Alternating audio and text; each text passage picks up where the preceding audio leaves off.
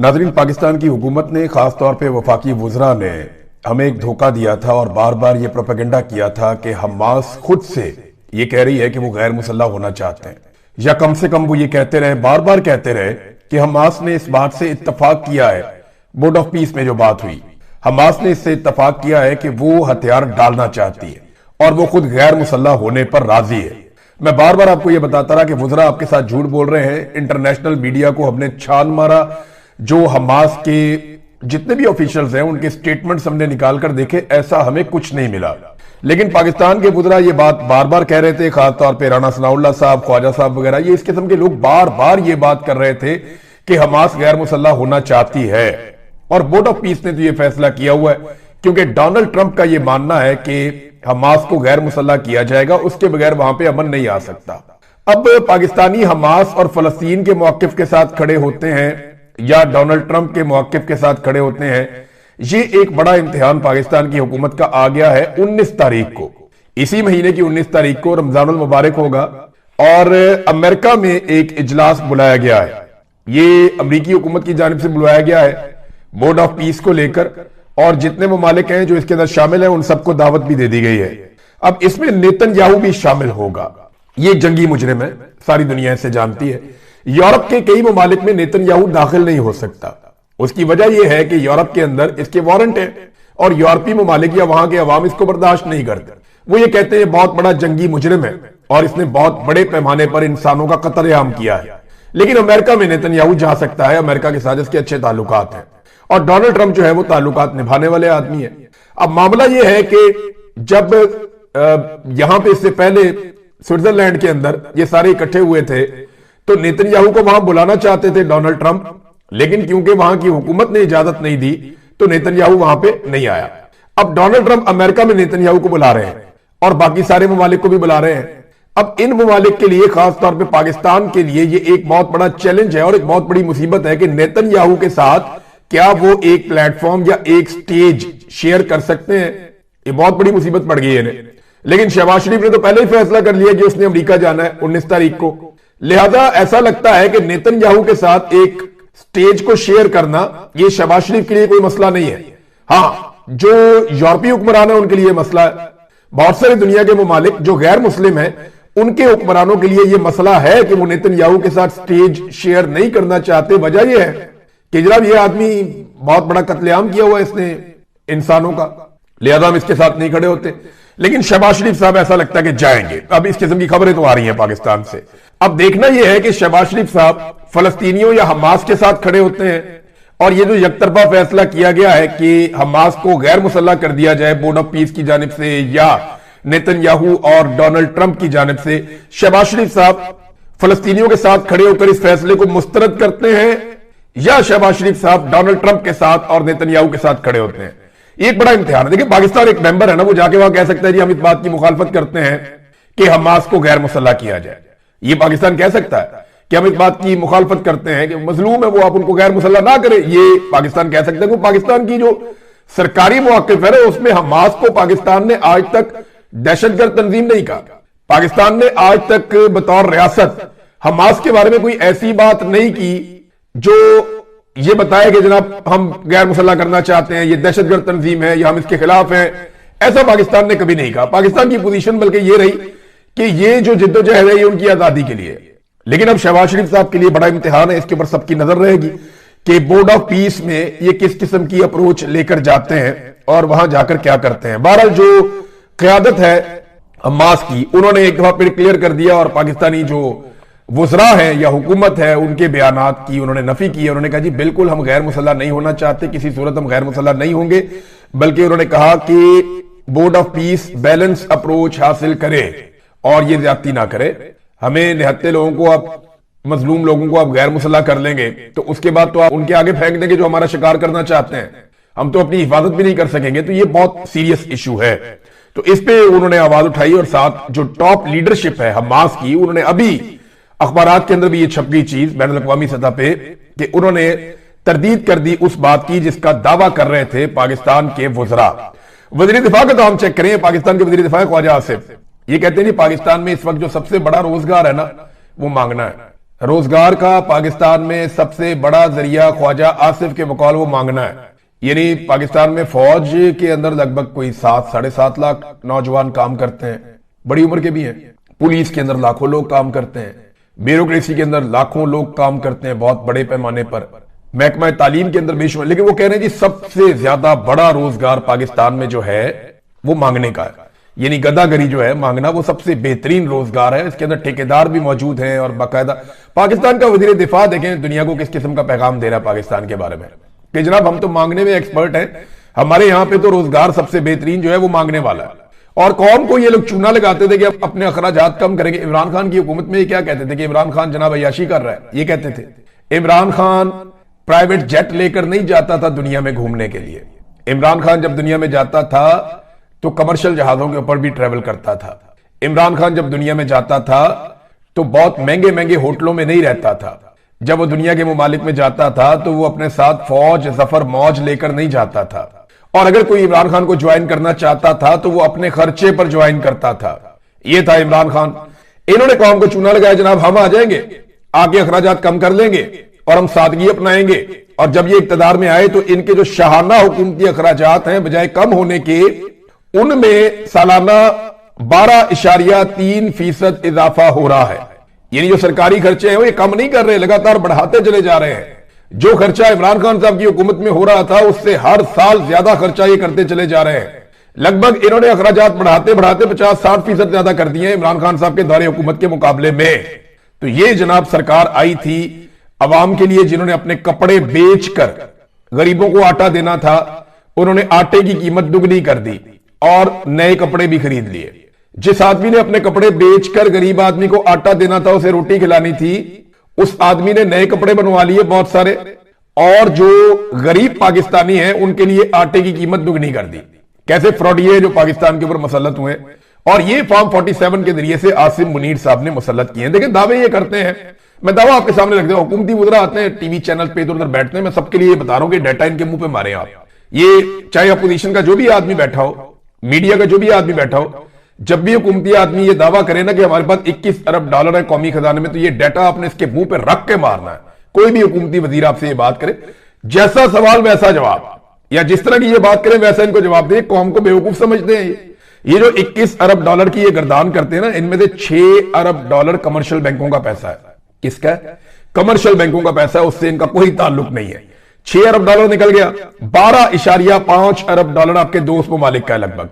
ये जो आपके दोस्त ममालिक है, चाइना हो गया, यूएई हो गया, सऊदी अरब हो गया, कतर, ये आपने मांग मूंग के पैसे इकट्ठे किए हुए, ये 12.5 अरब डॉलर ये दोस्त ममालिक के, तो 18.5 अरब डॉलर तो ये निकल गए।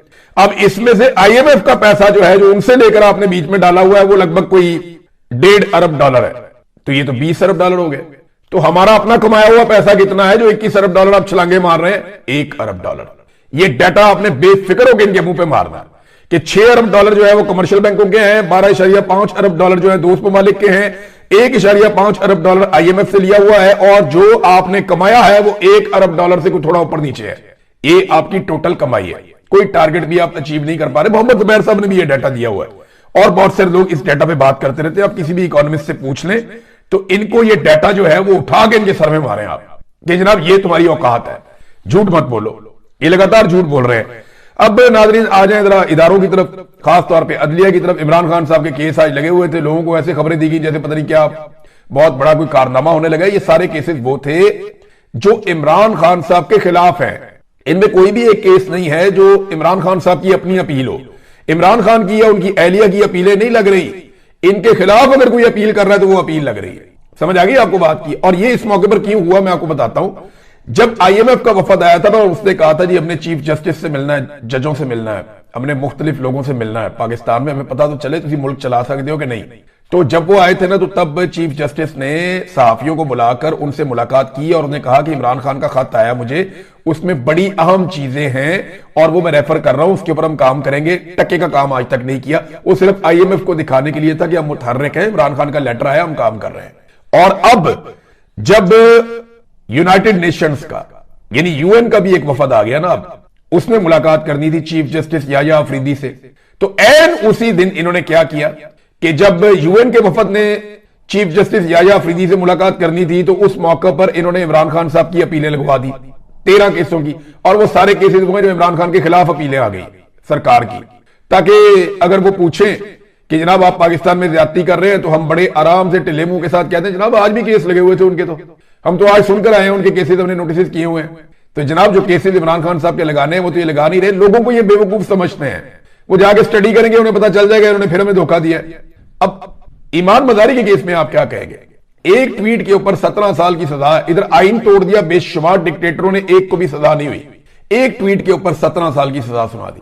اندازہ کریں آپ کیسا ظلم ہوا پاکستان میں, یہ کیسی فستائیت ہے کہ ایک ٹویٹ کے اوپر 17 سال کی سزا ہے, جبکہ بڑے بڑے جرم کرنے والے, قتل کرنے والے, پاکستان کے اندر آئین توڑنے والے, قانون توڑنے والے, جعلی حکومتیں بنانے والے, پاکستان کو لوٹنے والے, قوم کی جیبوں پہ ڈاکہ ڈالنے والے, ان سب کو ایک دن کی بھی سزا نہیں ہوتی اس ملک میں.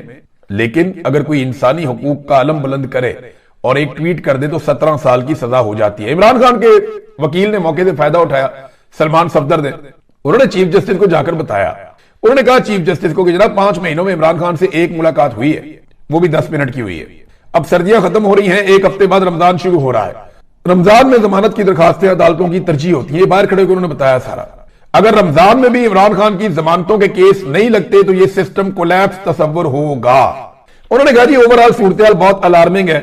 جو عمران خان صاحب کا سائفر والا کیس ہے وہ جج صاحب نے 3 رکنی بینچ کو بھیج دیا ہے, اور وہ جج کو بھی یہ بھی بتاتے رہے جناب میں آپ ملاقاتیں ان کی تو کروا رہے ہیں آپ, یعنی یہ جو سرکاری وکیل آگے ان کو تو مشاورت کے لیے آپ وقت دے دیتے ہیں, لیکن ہمیں بھی مشاورت کے لیے وقت دینا, ہم جا کے اپنے جو ہمارا جو وکٹم ہے جو عمران خان ہے اس سے ملاقات تو کریں. یعنی ہماری ملاقات آپ عمران خان سے کرنے نہیں دیتے, ہمیں وہاں پہ آپ ڈسکشن کرنے نہیں دیتے, ہماری ملاقاتیں آپ نے بند کی ہوئی ہیں, ان کو آپ فل فیسیلیٹیٹ کر رہے ہیں. تو اس موقع پہ انہوں نے یہ بات کی عدالت کو, لیکن کیا فرق پڑتا ہے. یحییٰ آفریدی صاحب کی بھی ایسا لگتا ہے کہ وہ اوقات نہیں ہے کہ وہ عمران خان صاحب کی ملاقات کروا سکے, کیونکہ یاد ہوگا شہباز شریف کو چیف ایگزیکٹو ہے نا ملک کا, قانونی اور آئینی طور پہ تو وہی ہے, چاہے جعلی صحیح لیکن ہے تو صحیح. اب جب شہباز شریف کو سہیل آفریدی نے کہا کہ جی ملاقات کروا دیں عمران خان سے, تو اس نے کیا کہا تھا, شہباز شریف نے کہا تھا کہ پوچھ کے بتاتا ہوں. اور جب شہباز شریف پوچھ کے بتا رہا ہے چیف جسٹس کی کیا اوقات ہے, تو سارے قابو آ گئے, اور یہ اپنی مرضی سے قابو آئے ہیں. صرف ایک سیٹ کے لیے پوری کی پوری عدلیہ کا بیڑا غرق کر دیا یحییٰ آفریدی نے. یحییٰ آفریدی اگر حق پہ ڈاکہ نہ مارتے منصور علی شاہ کے, تو میں آپ کو بتاتا ہوں کہ عدلیہ کبھی بھی ایسی یرغمال نہ ہوتی, عدلیہ کے ایک حکم کے اوپر ملاقات بھی ہو جاتی. لیکن آج یحییٰ آفریدی سمیت کوئی بھی جج عمران خان کی ملاقات ان کے وکلا سے یا فیملی سے نہیں کروا سکتا جب تک عاصم منیر نہیں چاہیں گے. عاصم منیر نے کنٹرول کر لیا نا, پوری کی پوری عدلیہ بھی کنٹرول ہو گئی ہے. اب ناظرین, جو پاکستان تحریک انصاف ہے انہوں نے ایک قرارداد پیش کی ہے, اور یہ قرارداد صرف آپ یہ دیکھ لیں, جو قرارداد پاکستان تحریک انصاف نے جمع کروائی, اس قرارداد کے مطابق تو آپ سارا پروپیگنڈا انہوں نے اڑا دیا کہ جناب دہشت گردوں کی سپورٹ کرتے ہیں, دہشت گرد ہیں, پی ٹی آئی کو ایسے کہا جاتا ہے نا. تو انہوں نے خودکش حملے کے خلاف شدید الفاظ میں مذمت کی ایک قرارداد جمع کرائی, جس میں معصوم نمازی اور درجنوں افراد زخمی ہوئے اور شہید ہوئے بہت بڑی تعداد میں. 33 لوگ ناظرین اب تک شہید ہو چکے ہیں. انہوں نے کہا جی اس سانے میں ملوث خودکش حملہ آور, سہولت کاروں, منصوبہ سازوں اور سرپرست عناصر کو بے نقاب کر کے قانون کے کٹہرے میں لایا جائے. اور ساتھ ہی انہوں نے کہا جی ان کی فنڈنگ اور سوشل میڈیا پروپیگنڈا, یہ ساری چیزیں جو ہیں وہ بند کروائی جائیں, بلا امتیاز کارروائی کی جائے. عبادت گاہوں کی جو سیکیورٹی ہے اس کو پہلے سے زیادہ بہتر کیا جائے, طبی امداد فوری طور پہ فراہم کی جائے, مناسب مالی امداد بھی دی جائے, اور دہشت گردی کے خلاف قومی سطح پر مؤثر حکمت عملی مرتب کر کے اس پر عملی عمل درآمد یقینی بنایا جائے. اور ساتھ ہی یہ نہیں, یہ قرارداد پاکستان تحریک انصاف جمع کروا رہی ہے. تو کہتے ہیں تحریک انصاف دہشت گرد ہے یا دہشت گردوں کے ساتھ ہے, وہ تو کہتے ہیں یہ دہشت گردی واپس ہے, اس کی پیچھے پی ٹی آئی ہے. یعنی اس سے بد نصیبی زیادہ پاکستان کی اور کیا ہو سکتی ہے کہ آج ایک ایسی جعلی حکومت پاکستان میں بیٹھی ہے جو ہر چیز کو اٹھا کرنا قوم کو تقسیم کرنے کی کوشش کرتی ہے کہ یہ بھی ان پہ ڈالو, یہ بھی ان پہ ڈالو, یہ بھی ان پہ ڈالو. اور بھئی قوم کو تقسیم نہیں کرنا, قوم کو اکٹھا کرنا. لیکن یہ لگاتار زیادتی کر رہے ہیں. نواز شریف صاحب کو دیکھیں نا آپ, نواز شریف صاحب نے 12/6/2025 کو ایک ٹویٹ کیا, یعنی یہ پچھلے سال کی بات ہے.